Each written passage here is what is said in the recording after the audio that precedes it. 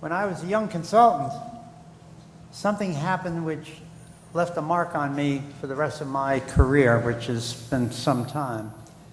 I was doing some work at the Bayway Refinery in Linden, New Jersey. It was right near the Newark Airport. If you've ever been in or out of the Newark Airport, you've seen it. And they had just had a staff reduction for productivity improvement. They had 3,000 people, and gradually they worked down to about 2,700 people, about 10% reduction. And I was part of another consulting firm at that time, and we went there and talked to the employees and supervisors, and I don't even remember why we were there, because the only thing they would talk about is this staff reduction, and they told me the place was not going to be able to run with 2,700 people.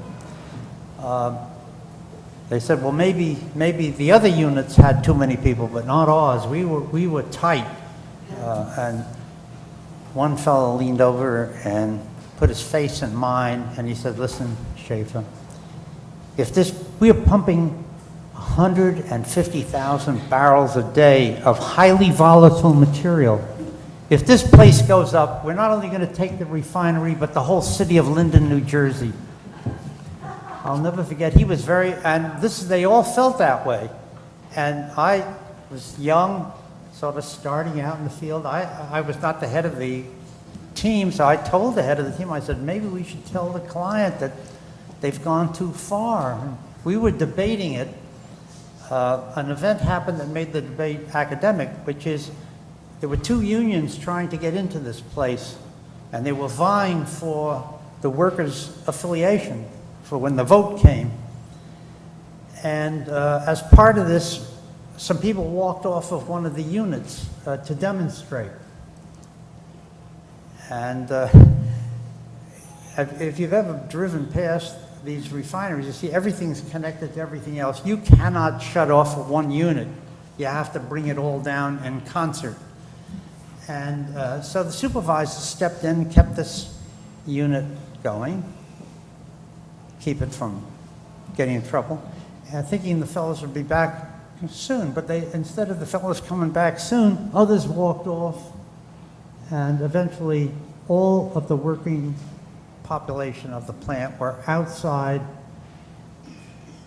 the gates, and the place was being run by the supervisors and engineers. And because there were two different unions, there was trying to represent the employees, management had nobody that they could really negotiate with. And so the thing that started as a little demonstration lasted for 4 months before they could settle it. And during the 4 months, 450 supervisors and engineers ran the place, which we were told couldn't be run with the 2,700 people. Now, they didn't do all of the maintenance. They didn't do all the things. So instead of it being an instantaneous 500% productivity improvement, it was an instantaneous 300% productivity improvement. And that was a mind boggler for me, because we had been messing around there trying to help this place run better. And what we did was so trivial compared to what happened to this demonstration,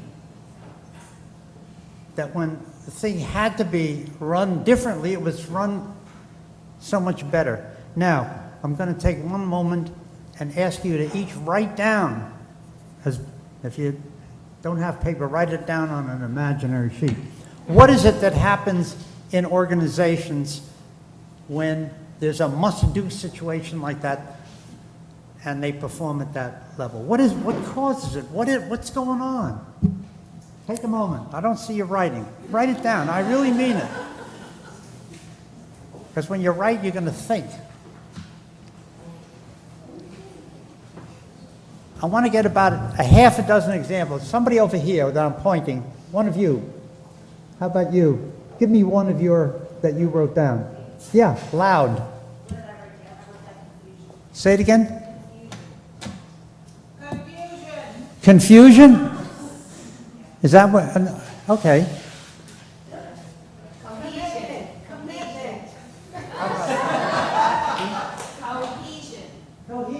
people work together. Committed. And they're committed. It's not like they're doing their job. And responsible. And they feel responsible. They go into adrenaline high emergency Yes, something happens that is, mode. It's just temporary, but it's there. well, it's temporary as we experience it. A painfully clear sense of purpose. There's a painfully clear, that means it must be done. It isn't like what it designs, oh, it's in our goals, it must be done. There's a sense of urgency, it's clear what has to be done, people work together. People are, Identify what is important. Identify, there's an identification of what is important. yeah, they stop doing all the junk, everybody knows it's junk, but we do it every day. But in these circumstances, we stop doing that, we do the essential thing. So there are, and I was interested, every group, I've asked many, many groups the same question, and everybody understands that these are the things that get groups to function at this level, not at this level. They go into a survival mode. That means they do what has to be done. They identify what's important and focus on that, not on all the routine stuff. There's a surge in the collective adrenaline. People get turned on, and it's collective. They work together. Now, I've got a lot of other good examples of that, but I'm not going to. I'll share them later. The fact is, we call these factors the zest factors. And everybody understands that these are the things that happen that make organizations more productive. But the reality of organization performance improvement is that virtually none of the programs that people introduce to improve the performance of organizations involves these particular dynamics. If you look at and read the literature on performance improvement, productivity, organization development, the use of these zest factors as the key for making things happen simply is not recognized. And what we, in my firm, what we've done is to take these zest factors and make them the heart of a performance improvement methodology, which we call rapid results. Instead of long-term experiments, you do things quickly. Instead of long-term, 1 year, 2 year goals, you do it quickly. And you help people succeed at these little experiments, and then you help them learn from them. So I'll give you a couple of examples, and that will give you a sense of what this is about. It's painfully simple, which is why many people always say, oh, well, that, oh, yeah, we do that. Oh, yeah, we do that. But they don't. Very few people do it. For example, this was in Australia. We were working at an iron mine, and they dump the ore, they bring the ore in on trains of about 150 cars, and in order to empty the iron ore out of the trains, they take them apart, two cars at a time, turn them upside down, drop them down a hill, drop them down another hill, the next two, and pretty soon you have all the iron ore on the ground, and you have about 75 pairs of cars that have to be coupled. And it took them about 90 minutes or more to recouple those cars. And that was the bottleneck on the whole railroad. They had a huge railroad. Can you imagine a private railroad with over 100 miles of track to move this ore? So they had been messing around to try to improve it from a half hour down for a long time. And so they said, let's experiment there. So we got a few of the people who actually did the coupling. So usually you get the brain people to do it. You don't ask the people doing the work how to do it. But we got the people doing the work, we got some engineers, and we set a goal to improve the time within a couple of weeks. And they got it from 90 minutes down close to a half hour. And that was the beginning of a whole change program, because they realized that they could get their people to carve off goals like that and do it in an organized way and feel good about it. This was productivity improvement in a way that people enjoyed. The people who were working on this, they were excited by the chance to show what they could do. And I'll give one other example from industry. An aluminum company in New Haven, United Aluminum, they were delivering about 80% of their product on time. That meant 20% late. And they had various kinds of systems they had installed to improve their on-time shipment. And the systems just made more work and more horsing around, and they didn't improve much from 80%. So as an experiment, here's another way we did this.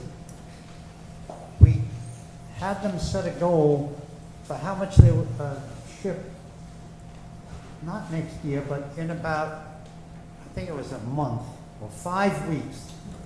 And my colleague who did this, he was younger and more brash than I was. I would not have done it this way, but he said, let's go for 100%.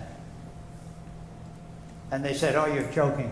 He said, no, let's see if we can get 1 week, we ship 100%. You don't mean that people have to commit themselves to do that forever, but that would be the experiment. And reluctantly they did it. And all of a sudden, everybody around the place was part of that experiment. The whole operation was involved. They got Mission Impossible hats for all the employees. They played Mission Impossible music on the plant radio speaker. And everybody was involved in it. And when the week came around, they shipped 100% of the orders on time that week. Now, they had not committed to anything beyond that. They said, well, we'll do that and then we'll learn. But the next week, they shipped 100% to the following week. And that happened about 15 years ago.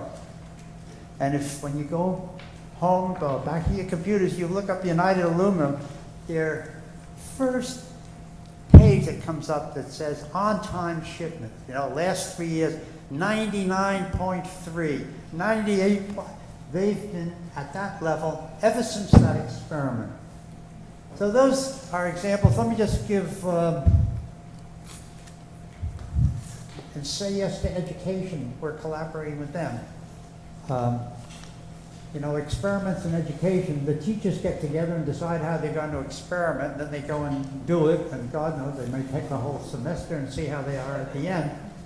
We brought this methodology into educational experimentation. Well, in the first place, if you're trying to influence the behavior of the kids, why not get them into the experiment instead of the teachers doing it and coming back and doing it to the kids? So you get the kids and the teachers thinking, how can we improve? And this one example was writing skills. They wanted to get a group of 5th grade kids to improve writing skills on average 2 levels. I'm not even sure what that meant, some standard. And within 75 days. So this is not sort of dragged out over a semester or over a year. This is something where the students, teachers get together and they really worked on it, and it was a joint project. And people say, well, that's cheating because you tell them that it's an experiment. Well, of course you tell them it's an experiment. That's half the fun of it. And they had very significant elevation. And the kids had fun writing, the kids had fun with the experiment. So that was another example. Now we've got all kinds of examples in Africa. We have an affiliated nonprofit organization called the Rapid Results Institute, which does this kind of work in communities in Africa. AIDS prevention, health, getting nutrition. One of the things in Kenya, they've been working for years trying to get the manufacturers of cooking oil to put vitamins in the cooking oil. That's the easiest way to nourish the population. It took them, they were been working on it for years. Somehow nothing happened. One of my colleagues got in there and said, you know, let's do this in 100 days. What can we do? And in 100 days they had it done. So it sounds easier than it is. It's hard work. There's nothing easy. You got to work on it. But it's so much fun, exciting, and there's nothing like success, because when you have success, people feel good, they learn something, and they're willing to try the next. So essentially, that's the methodology that we've evolved, and that's. This was an experiment for me to see if I could do that in 15 minutes, and I succeeded. So that's, in essence, the methodology that we brought, and it's very simple to say, and it's very powerful because it works. But somehow people may be suspicious of the simplicity, or I don't know why, but it has not taken off as rapidly as you would think. But I don't know, maybe my confrères can explain Warner and Bill, or maybe you have some different views about change. So I'll pass it on.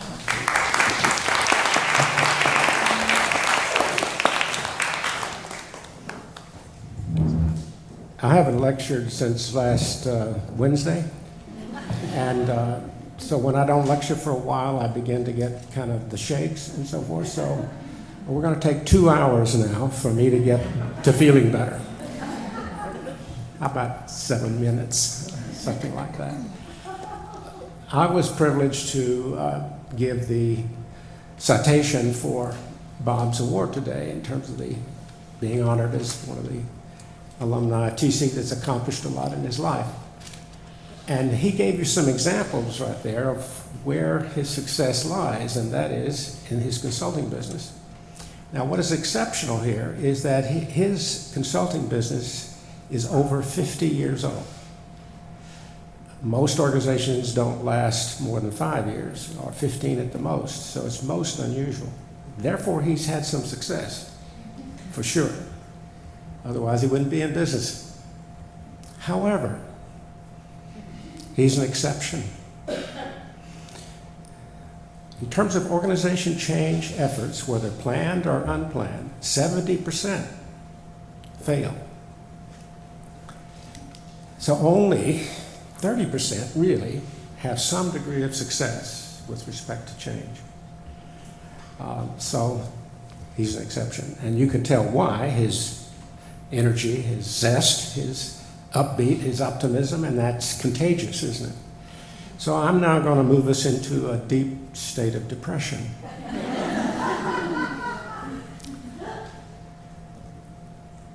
Listen very carefully to this statement and tell me whether it's true or false. People invariably resist change. Does anybody say false? I would say false. You got it correct. The operative word is resist, isn't it? But what is the modifier of that? Invariably. What does that word mean? Always. Do people always resist change? No. Maybe a lot of the time, but not always. In fact, there's certain changes that occur in our lives that we welcome. I don't know how you felt about your first marriage, but At the beginning or the end? but some of us welcome that kind of change, right? And I have found people in organizations that will say, when the top management says we're going to do something different, I've heard people say, well, it's about time. So it's not always resisted. So let's be clear about that. But resistance is real. It is very real. So let's talk just a few minutes about the nature of resistance and what it really means. First of all, we have to make sure that we are clear about the difference between resistance and ambivalence.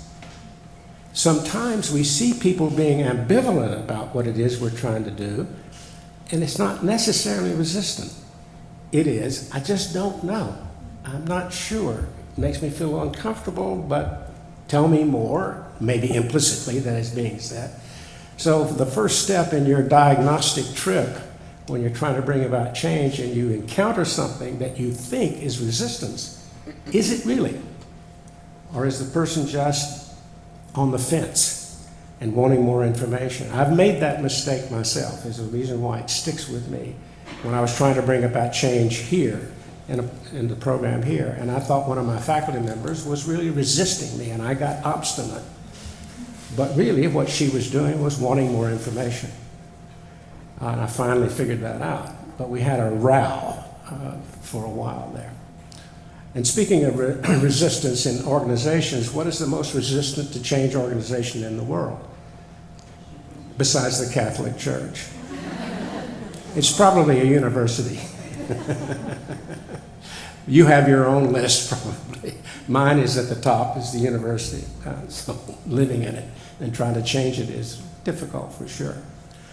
Now, the other thing about resistance, let's just talk about different types of resistance. Let's say that we have identified that it's probably resistance, it's not ambivalence. This person is really against this whole thing. What's the nature of that resistance? Well, there's at least 3 different types. And if we don't get that right in terms of trying to understand what type it is, we're not going to know how to deal with it. Now, one type is what we call blind, B-L-I-N-D. There are some people, not many, but there's some people, when you mention the word change, they say, oh no, not here. No. So they just automatically, knee-jerk reaction is to resist. That's called blind. How many people do that? Not many, fortunately, maybe less than 10%, but there's some people who do that. I had a colleague here. He's retired now, thank the good Lord. But he was the, anytime I would mention something about change, he would, just like that. So how do you handle that? Well, you back off. You planted the seed, but you back off and don't hit your head against the wall anymore for a while. How long? 2 weeks. Then maybe you come back at it again with this person, but from a different perspective, from a different angle, and maybe the person will have enough time to have thought about it and maybe be a little more amenable. This colleague of mine that I just mentioned was that way. If I gave him a chance to just deal with it for a while, sometimes he'd come around. So that's blind. A second form of resistance is what we call ideological. Ideological. Is it possible for 2 intellectually honest people to disagree? Of course. You see it one way, I see it another. So, but it's honest disagreement. We just don't see the world quite the same way, or we have a different perspective. We call that ideological differences. We have different beliefs about it, or different values that we hold. Well, how do you deal with that? Well, you have to make the assumption if it's in that category, the person is a reasonable human being. Sometimes that assumption is accurate and sometimes it's not, but let's assume. So what you have not done sufficiently with that person is your homework. So you need to go back and gather more data to document your case and to come back at the person again, but with much more evidence, much more persuasive information than you had before. And if that person, again, is intellectually honest with you, then it's possible that that person can be persuaded, or at least move from resistance to ambivalence. And if you do that, that's progress. Now, the third one is the most difficult of all. It's called political. And that means that you're resisting me, or I'm resisting you because I feel like I've got something I'm going to lose that's valuable to me. Size of my budget, my nice office, the head count of people the number of people that report to me, etc. So there's something I'm going to lose in this process because you're telling me that part of this whole change effort is we're going to have to do some cutbacks. We're going to have to reduce a lot of our resources and so forth. So I'm probably going to lose some things that's valuable to me. So how do you deal with that? It's called negotiation, bartering, trade, language like that. So What I'm going to try to do in this particular case is to persuade you that if you go along for the short term and the long term, let me tell you what you're going to gain. So my selling job is longer term, but being honest in terms of the short term to say, yes, you may have to give up the size of budget for a while. But if what we're talking about in terms of making this change is successful, your budget will grow. It might take a year. Can you handle that? So it's negotiation, trading, bartering. So with respect to trying to bring about change, you've got to be as clear as you possibly can. And when you encounter resistance, what's the nature of it? Because if you don't do that right, you're not going to know how to deal with it properly. It's not always the same. And if you have people that are not resisting you, give them a hug. I do. And that doesn't happen very often either. Anyway, we'll have some time maybe after Bill talks for us to have some more engagement and back and forth in terms of I'm watching the watch. I talked for about 7.5 minutes, I think. Anyway, let me turn it over to Bill and let him talk for a few minutes. Thank you, Warner. It's a real honor to be here on this panel with these two gentlemen who have done so much for this field, help us understand how to change organizations successfully. And having studied their work for a long, long time, you would think I would be better at it than I am. But I think I may still conform to Warner's percentages in terms of the rate of success that I have with clients that I work with, none of whom start out thinking I'm going to fail. None of whom start out thinking this is really a bad idea. We shouldn't be doing this. This will not turn out well. But in many cases, we wind up either disappointed with the results that we're able to achieve, or perhaps walking away agreeing that this just isn't the right time. We just don't have the support that we need, whatever the issues might be. So what's going on? And I want to bring this into the context of education reform, because we are here at the TC Academic Festival after all, and academic reform, educational reform is important to a lot of you out there. And this is about that. This is about how do we reform education. And we can start thinking about the history of reform beginning with John Dewey. What did he have to say about education? Well, we should make it experiential. How many of our schools do that? Not very many, not as many as we would hope after 100 years of awareness that this is a better way to educate people, and lots of research to support it. So it's not the logic of the idea that is failing us. It's not that school reform ideas are bad ideas. It's just that we don't make them work very often. And you can think about many ideas that we've had over the years about reform, whether they be voucher programs or No Child Left Behind, or many versions that have come before, and say, why aren't they taking hold? Why aren't these good ideas working? And to reinforce what these gentlemen have said, there's a couple of things I want to communicate in this talk, and one of them is it's not the what, it's the how. These are great ideas, but how we introduce them to systems matters. Whether systems will embrace them, pick them up, run with them, really make them happen, matters. And we're not very good at the how. We are excellent at the what, particularly here, because we have great ideas. We are great thinkers, we are great scholars, philosophers of education, policymakers. But we get caught up in our ideas. And we know that there's a practical side of things. We know that there's going to be a time when those ideas get taken to the field, get put into schools, and people are going to have to try to make them work. But that's not our job, to think about that how. There are administrators and teachers and other people who will pick that up and make that happen once they understand the brilliance of our idea. But then it doesn't happen. What is wrong with those people? Don't they understand? So another formula that I want you to recall from this short talk is that reform is the product of, this is a mathematical equation, ideas and execution. And if execution is zero, your ideas are not going to create much reform.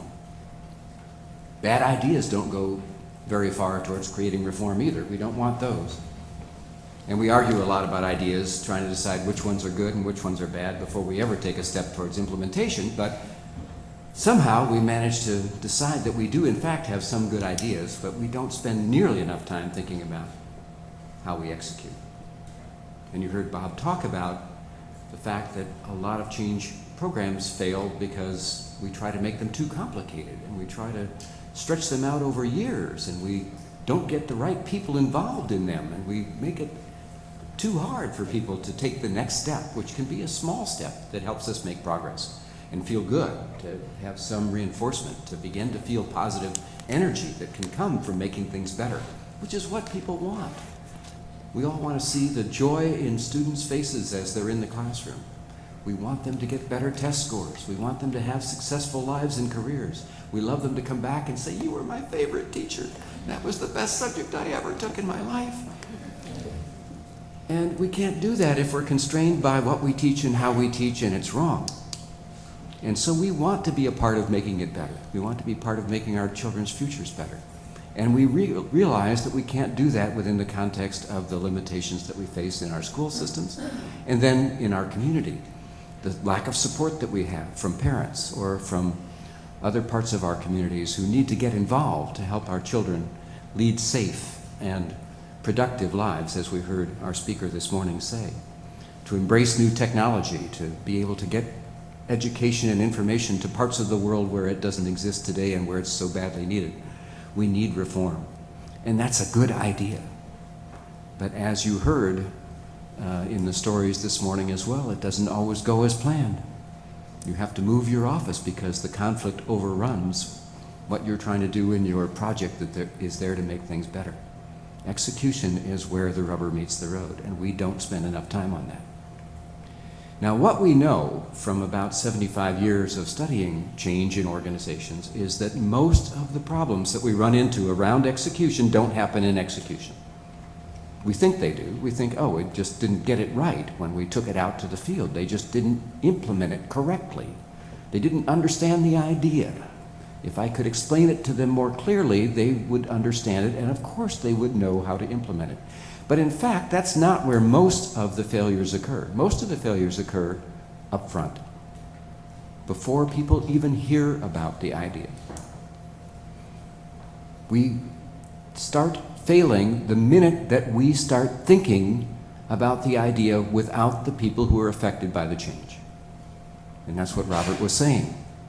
Why are we thinking about what's best for the fifth graders without the fifth graders? Why do we think we know more? Well, we know more because we've studied education. We've looked at what's failed in the past. We've learned from that. We have come forward with ideas based on research that tell us that these things are better. And therefore, we grant ourselves the authority to make decisions that will affect thousands or millions of other people's lives, because we are experts in what we know and what we have studied and what we believe to be true about improvements in education. And yet, none of that will work if we don't involve the people who are going to actually be receiving it, because unlike desegregation in schools, where there was no latitude for choice, it became the law of the land. You could not choose not to participate. Most of the reforms we're talking about are voluntary. And then you start running into the forms of resistance that Warner was just talking about. None of us in our lives wish to be told by another person how we should make our voluntary choices. We all understand that we are a part of a society and we must obey its laws, or we will pay the penalty of not obeying those laws. We know the consequences, and we choose to stay a part of a society as long as we choose to obey its laws. Or society will remove us, and we will not be given a choice about the rest of our lives.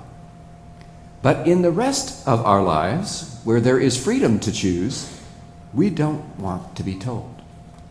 We want to be included. We want to have choice. We want it to be our decision to go left or to go right, to eat at this restaurant or that restaurant, to marry this person or that person. We want to make those choices. We want to have that influence. And so when great ideas come down from somewhere to us, we are not invested in those ideas and making them work. We are feeling put upon rather than assisted. And that resistance shows up at every level of our system, from the people who run the systems to the people who are the students in those systems to the families and communities that are affected by those systems. And so as we start framing changes, as we start thinking of our ideas, we are already on the road to ruin when it comes to change. And we see this happen in organizations constantly. Top leadership thinks they know what's best for the organization, and they go out and implement the next change program and the next change program, and they fail, and they fail. And then they ask, what is wrong? How come these people don't listen? Don't they get it? Don't they understand that I understand what's right for them? And then they don't go along with what the idea is. So success in change comes from beginning up front with the idea that it's about them and we need their help to make it happen. We then move into the stage where we plan the change and communicate the change, and guess what? Their involvement is pretty critical there as well. How we do the change in the organization does matter. You know, the people who know how the coupling on the train cars work need to be a part of planning how we're going to do this. The engineers have ideas, but we see this all the time, where the engineers think they know how to make an organization efficient, and it isn't when they're done designing, because they've never actually worked in it. They've never experienced what they've designed. It matters that you've actually done the work. It matters if you've been a teacher in a classroom, how you'll teach. It matters if you've been a student in a classroom, how you'll learn. And so therefore, planning how the change takes place is really important. And then execution happens. We begin to make the change happen. And guess what? As soon as we start doing that, we discover things we didn't know, things we didn't anticipate, outcomes we didn't expect. This didn't work as planned. Great idea, but gee, it's going kind of funny. This isn't what we expected. So we need people's help to give us that feedback and then give us advice about how to change it and make it better as we're implementing it. And with their help, we have a chance that we might be successful. Without it, we'll never get there. And then finally, there's a stage that comes after we've tried it for a while, and that's called sustainability. If people really want to continue to do this, it has to be better. They have to feel it's better. They have to enjoy it and experience it as better. And even if we can make it work for a short time, if they hate it, if it's making their lives miserable, guess what? It's not going to last. So change is about partnering with, learning from, being a part of a system from day one until we get it right and people enjoy the change that they've experienced. Not designing the idea and hoping it floats into the world and somebody carries it forward for us. So if we're serious about education reform, we have to change the way that we reform education. All right, let's open it up to questions from all of you. Upwards of about 40% of students that graduate from some of our best schools, and I'm not talking about schools in low community areas that for a while have suffered what someone called benign neglect, but I'm talking about some of our best schools, though, haven't been successful in producing students that have the basic competencies of skill writing, efficiency. Apparently that's been backed up also by employers that have indicated that the quality of students today, though, isn't what is desirable.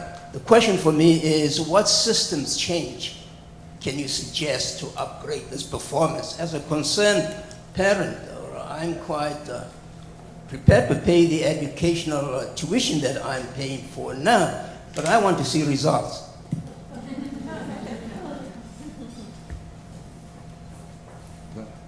I could take a stab at that because I think it's very consistent with the message that I was trying to get across. I don't think our students feel like the school is theirs. When they walk in, they don't feel like, I helped to create this experience. This is going to be fun. They walk into school and say, it's somebody else's place. They run it, they tell me where I have to be, they give me my schedule. They tell me what classes to take, they tell me what I have to do to succeed here. They run this place. And, you know, we do have student councils, and we do have ways for students to get involved, and good students do that, and they probably do feel more ownership than other students who don't step up and take that ownership and responsibility. But the average student walking in doesn't feel like on day one they start in a room like this and we are having discussions about what they want to see happen in their education in the time that they're going to be spending in the institution, and let's design some things together that we think would work. So, Yeah, I think that's really very critical. Your notion about people handing down the right answers because they on making change, because they want to hand down the right answers, they take a long time to make sure they have the right answers. They don't want to just hand anything down because this is going to be from the mount, the right answers. And so they spend forever studying it and building it and then dish it out. And then people are resistant, as Warner says, because they haven't had any role in it. It doesn't mean anything to them.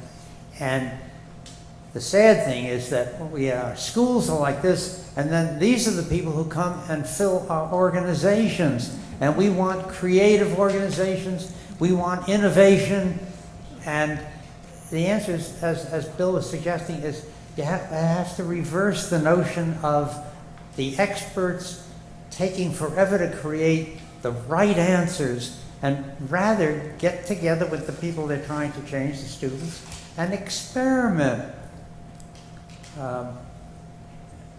That's the key, is then you don't have to have the right answers. Test it out. Don't invest a lot to get the right answer. Invest a lot to test different ways and see what works. It's much more exciting. And just, I know there's some other questions, but I just want to take this around to where Warner was. If you concentrate on finding out where people are ready to change and making change consistent with what people are ready to do, you see their resistance a lot less than if you bring the answers that you know are the right answers and tell them, this is what we got to do because it's right. So.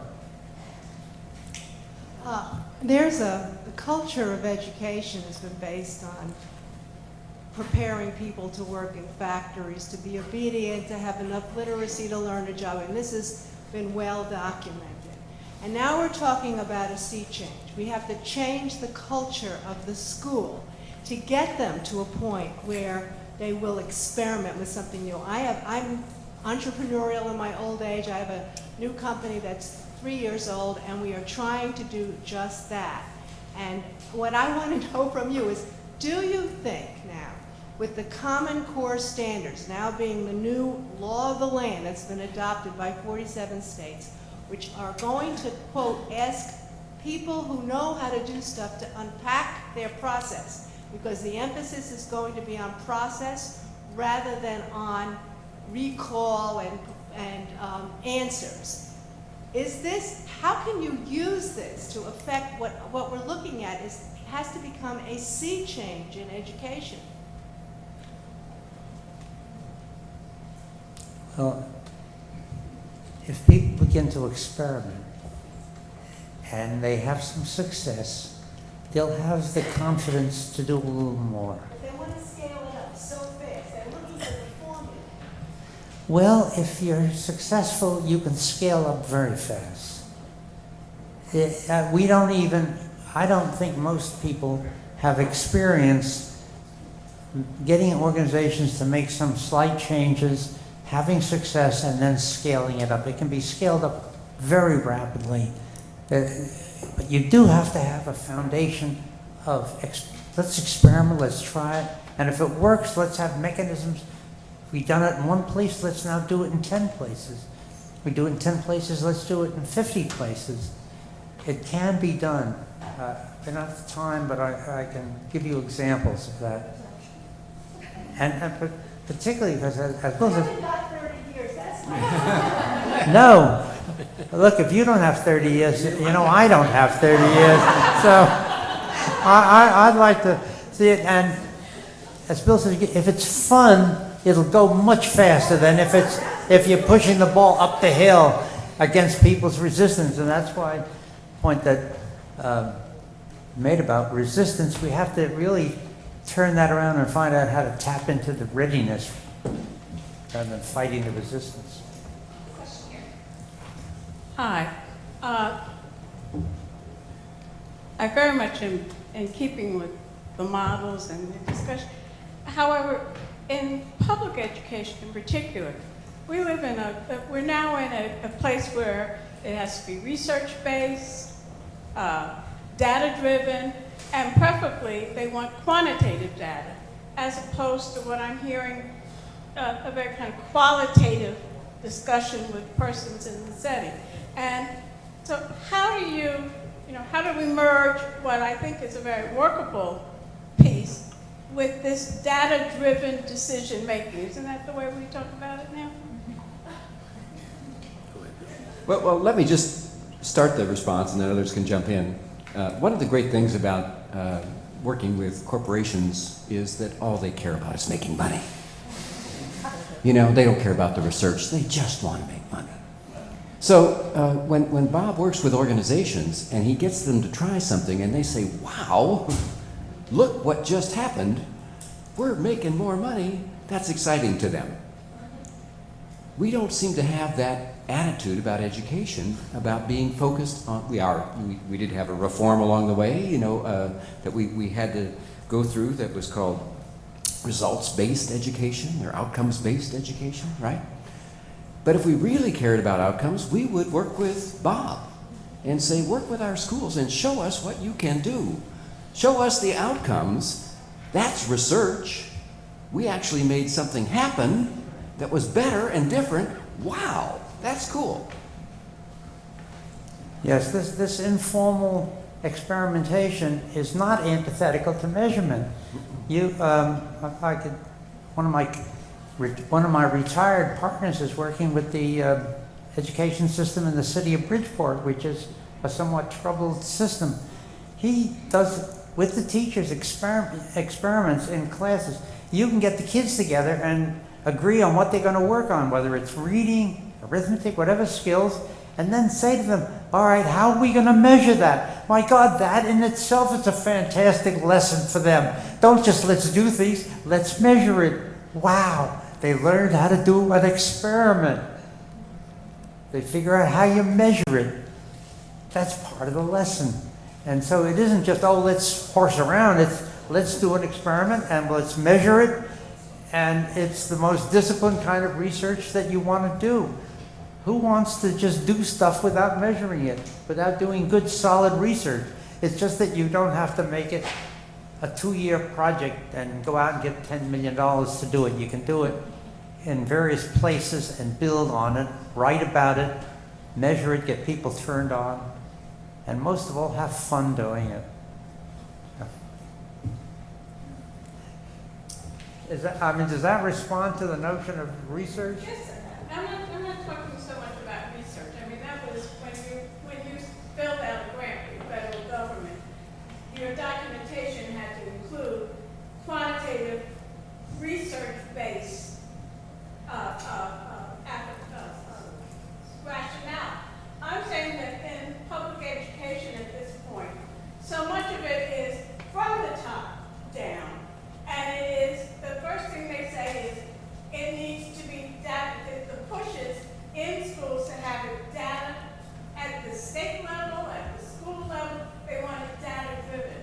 And I think there is a place where, by definition, data driven should be this kind of input, feedback, analysis, and reform. But how do you combine that with a very personal way of looking at reform and change? I think yours is the right way. I'm just trying to figure out how to infuse that into this Yeah, that gets over into the resistance that Warner with Burke KPPR, annual yearly progress. has. That goes over into the resistance that Warner referred to as political. We can do the experimentation, but gradually you have to get political buy-in, and it's hard work, but it's fun, and as you're recognizing, it's the only way to go. So we have to do it. Well, the people who write these documents and these demands are idiots, so. Yes, sir. Oh, I'm sorry, we can spin over here. Hi, I had a quick question for you. And talking about resisting and resistance behaviors, one professor I'd had in my past had said that it's really not that people are resistant to change, it's their habits that are resistant to change. And I'm just curious if you agree with that statement. Have you seen in your experiences, either in corporate life and academia, where in the process of change management, we've actually given people that space where they can practice new behaviors and begin to address the new behaviors or habits that we want them to adopt? Yeah, it's called the James Lang theory. Right. What you do is you work on behavior first. Attitudes will change later. To focus on trying to change people's values and attitudes is like hitting your head against the wall. So what you start with are the kind of behaviors that you want to see different, the habit patterns. And you work on those and you reward those when they get different, so forth. And just to add one other comment about this, what people resist the most is not so much change, but the imposition of it. So anytime you oppose what Bill was covering, anytime you impose stuff on people, and they don't feel like they have a choice, you're going to get resistance. That's pretty automatic. And the one other thing I would say, resistance, however, is far better than apathy. If people just don't give a damn, I don't know how to deal with that. So with resistance, you have people who care about something. And if you can just kind of turn that energy about what they care about in a slightly different direction, the habit pattern that you're saying, you'll make progress. But apathy, you kick them in the rear, doesn't do any good. I just want to ride on that a little bit. Some of our clients often say, oh, well, we need to change the culture. Can you help us change the culture of this place? And the same thing in education, we need to change the culture. I don't know how to change culture. I think of a big company we worked with once, and they said, our people are not out selling. We need to increase our share of the market. Can you help us get a sales culture? I said, well, how about if we get your people to sell some more, and they'll feel good and keep doing it, and then the culture will take care of itself. And the attitudes change when the behavior changes. So I think that's a key point. And it worked quite well there, by the way. I had a teacher at a Quaker prep school. I once said, Coach, do you have the time? He was a tennis coach also. And he said yes, and kept on walking. I didn't ask him the right question. What time is it? But my education in business was by a professor at Harvard named Chris Argyris. And he got 5 CEOs of companies. I was in the children's apparel business. There were 5 different companies. One of them was Dansk. One was an Addison Wesley company, the publishing company. One was Eagle Ottawa Leather Company, which made leather cover for car seats. You know how many there are leather covered now, right? None. So we all had big decisions to make about our businesses. Well, I was the largest employer in Alabama, the largest employer in Tennessee, the 3rd largest employer in Maryland, and all those jobs are overseas in the apparel business now. And so, as my father always said, when somebody came with a new piece of machinery, I don't want to, who's using it? He'd say, the guy would say, nobody, you'll be first. He said, I don't want to be first, but I won't be 3rd. So, but Chris Argyris came into these 5 CEOs, and we met with them for 3 days, off-site, 5 totally different businesses about our behavior. And what were we doing that was not getting the results we wanted? How was the CEO's leadership doing? And that goes back to the school management, the principals who run the place. And you know, what new procedures are you going to take in education? There's a new one out of MIT that I've been working on for years. It's in a few schools in Massachusetts. It's in 4,000 schools in China. Learner-directed learning as opposed to teacher-directed learning.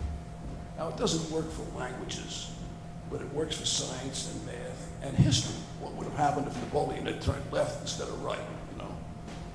So you got to get the kids involved and interested in what it is, the problem they're solving, because they're going to have problems all their lives and they're going to have to make decisions. How do you do that? I don't know. Well, it sounds like you do have some ideas about how to do it, which is getting people involved, getting them to look at what they're doing, and it's very consistent with the things we've been talking about. It's really getting the subjects who you want to change, to get them to be thinking about how they're going to participate in that. There is a program called System Dynamics, which was developed at MIT originally by a man named Jay Forrester, who, among other things, invented the random access memory.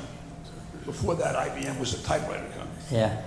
And that's what should be taught in schools, more system dynamics. I haven't been able to get it in very many schools here, but in China, in lots, and elsewhere in the world. That's We think you're onto something. One more